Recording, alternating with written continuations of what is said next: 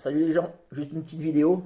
Alors, on voit pas ma tronche, mais c'est pas le plus important dans ce que je vais vous montrer. Là, on est là pour parler couteau un petit peu. Sur demande d'un collègue Facebook qui fait la même chose que moi. Il m'a demandé de parler, de faire un petit rétexte sur le Mora Edelrid. Ouais, son modèle. Bref. Puis après, je vous parlerai juste vite fait de ces deux petits trucs. Alors voilà, c'est un mini couteau de chez Mora. Voilà, c'est ça. Voilà, la lame doit faire, vous voyez, 3 doigts à peu près, hein, ça fait 5 ou 6 cm.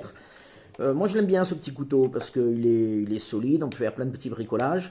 Alors, on sera bien d'accord que ça ne remplace pas un vrai couteau de survie. Ouais, souvent, je dis bushcraft, mais en fait, je suis pas un bushcrafter, moi. La différence entre les deux, c'est que le bushcraft, il fait des travaux spécifiques. Il travaille sur le bois, donc lui, il va couper du bois, il va faire du bâtonnage, il va faire plein de trucs, choses dont on n'a pas besoin spécialement en survie. C'est pas tout à fait la même chose. Petite anecdote, je me suis pris un peu la tête avec un gars l'autre jour qui présentait un couteau en tant que couteau de survie. Là, j'ai éclaté de rire et je me suis un peu foutu de sa gueule. Mais puis après, on a échangé et je suis un peu revenu sur mes idées. C'est-à-dire qu'en fait, c'était une erreur de casting simplement. Ce qui me présentait comme un couteau de survie, c'était un couteau de bushcraft. Très bien pour couper du bois, pour bâtonner, pour faire plein de choses, mais pas pour les petits trucs de tous les jours. Ouvrir son courrier, couper un bout de ficelle, couper le saucisson, enfin faire des petites choses comme ça. C'est pas du travail de bois. Donc là-dedans, avec ça, on est bien d'accord que non plus. Le seul avantage, ouais, il y en a quelques-uns, mais c'est un petit couteau qui va pas, comme je disais, remplacer les autres. Son avantage, c'est qu'il est petit, il est discret, il se porte autour du cou sous le t-shirt, et donc vous pouvez l'avoir en permanence. L'intérêt de ce couteau, c'est justement de l'avoir en permanence, sans éviter d'ouvrir son sac, ou de se dire, merde, je suis en ville, j'ai pas osé prendre ce couteau, parce que si je tombe sur un contrôle, n'importe quoi, voilà, ça on n'a pas le droit. Avoir une petite lame qui pourra servir régulièrement, mais qu'on a toujours avec soi, effectivement, c'est pratique. Alors, son utilité, bah ouais, c'est tous les petits bricolages qu'on peut avoir à faire. On peut couper un bout de saucisson, éventuellement couper sa viande, couper un bout de ficelle, ouvrir son courrier, ses paquets, ses machins comme ça. Euh, Comme je le disais, alors il est de bonne qualité. La qualité Mora, ça se présente plus, hein. C'est pas mal du tout. Mais pour moi, l'avantage de ce couteau, c'est c'est le fait de l'avoir facilement avec soi tout le temps. Celui-là est bien meilleur, mais si je ne l'ai pas avec moi au moment où j'en ai besoin, on est bien d'accord qu'il ne va pas me servir à grand chose, quoi. Donc voilà mon rétex sur le petit couteau Edelrid de Mora. Petit, léger, assez costaud, le tranchant on en fait ce qu'on veut. Alors pareil, petite parenthèse, moi je vois des mecs qui me disent regardez mon tranchant rasoir, ils prennent une feuille de papier, ils le découpent et tout. Pour moi, c'est de la connerie. C'est dangereux, on n'a pas besoin d'un truc si coupant qu'au moindre truc, on va se faire mal. Et honnêtement, à part se raser, je vois pas trop l'avantage d'un tranchant qui est trop tranchant. Moi, je me rase avec un rasoir, bon, voilà, pas avec un couteau.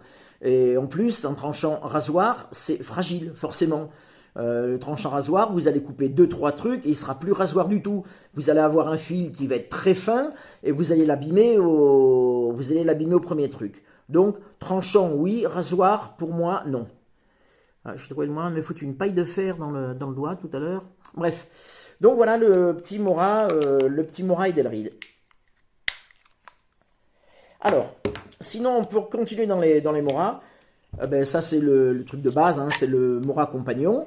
À savoir qu'il est décliné le même, il est décliné en plusieurs modèles. Ça c'est le normal, ça vaut à peine 10 balles. Il y a le modèle HD aussi, c'est Heavy Duty, c'est le même, mais un peu plus épais, un bon millimètre d'épaisseur, etc. Et honnêtement, c'est des couteaux qui sont excellents. C'est pas un gadget, etc. Ce sont des excellents couteaux à avoir avec soi. et on perd un truc à 10 balles, on pleure pas. On perd un truc de coutelier à 300 balles et là on est assez malheureux, assez malheureux quoi. Donc je pense que pour débuter, pour s'entraîner à faire des petites choses, des petits bricolages et tout, je pense que c'est pas mal. Et si on casse un couteau comme ça, ben ça veut dire qu'on a peut-être mal fait un geste. On ne doit pas s'en servir de levier ou voilà. Pour bâtonner, on peut bâtonner avec, hein. Pas des bûches comme ça, hein, mais des bûches comme ça. Si on le tient et qu'on tape bien sur la lame et non pas ici, parce qu'il faut savoir que c'est même pas une soie traversante, hein, la soie elle s'arrête à peu près là, donc c'est pas un couteau qui est très costaud, mais pour moi il a la dimension, il pourrait faire 1 cm de plus à peu près.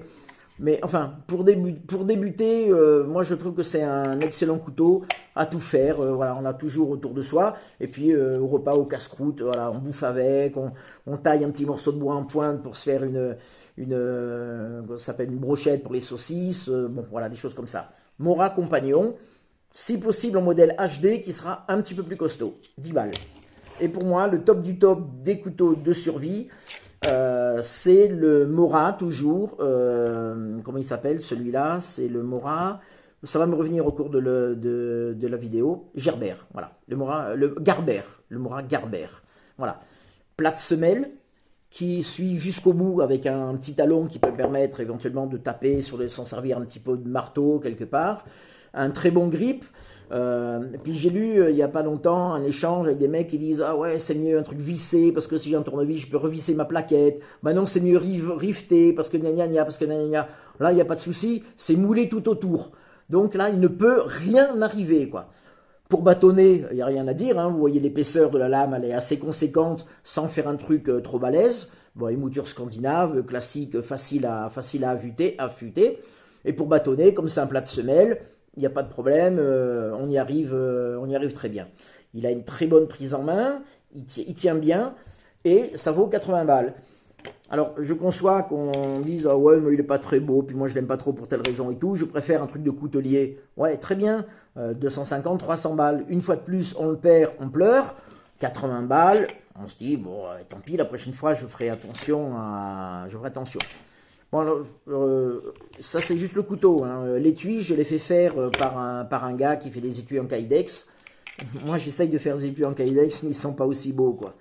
Donc voilà, pour moi, le top du top, c'est le Mora Garber. Ok.